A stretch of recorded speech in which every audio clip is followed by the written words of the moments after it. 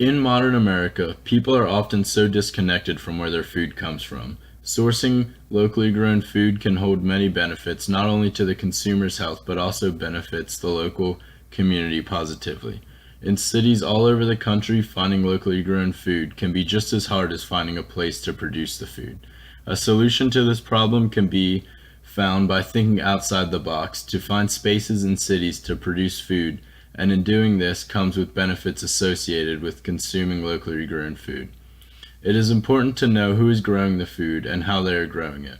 Other benefits that come with locally produced food are the stimulation of the local economy, reduction of the heat island effect, which is why cities are often hotter than the surrounding areas. The presence of more plants in cities would help to reduce the heat island effect, as well as improve the air quality in cities. It was found that in major U.S. cities, an average of 15% of the space is vacant land. With all of this land just sitting there, it makes for a good space to produce food, and with a bit of hard work, a vacant lot can be converted into a food production operation in a relatively short amount of time. In American cities, small urban farms are popping up and producing food for sale in local markets and restaurants, and many of which employ full-time employees with the revenue generated through the sales of produce. Another way to use empty lots in cities is by establishing community gardens.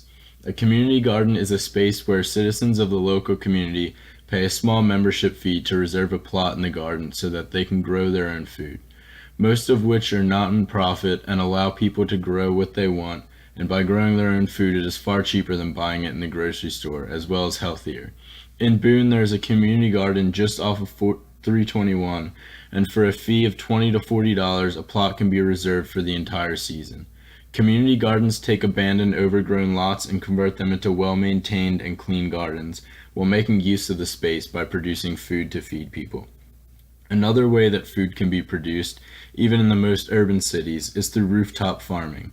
Across America, it has been found that there are 1,400 square miles of commercial rooftops, space that absorbs the sun rays, increasing temperatures in cities.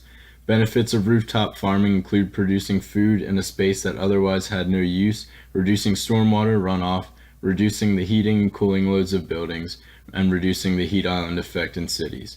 Rooftop farming can be done by placing greenhouses and raised beds on the roof in order to get the most out of a rooftop farm. A green roof is the best option. A green roof is something that is often discussed at Appalachian State University in the construction management program. It uses raised beds or greenhouses or a layer of dirt on the roof, which helps reduce the heat island effect as well. All of the methods that were mentioned above are ways in which food can be produced in an urban environment, producing healthy, locally grown food to the citizens of the surrounding area while establishing a local economy, which is uncommon in a society where the majority of our food is imported.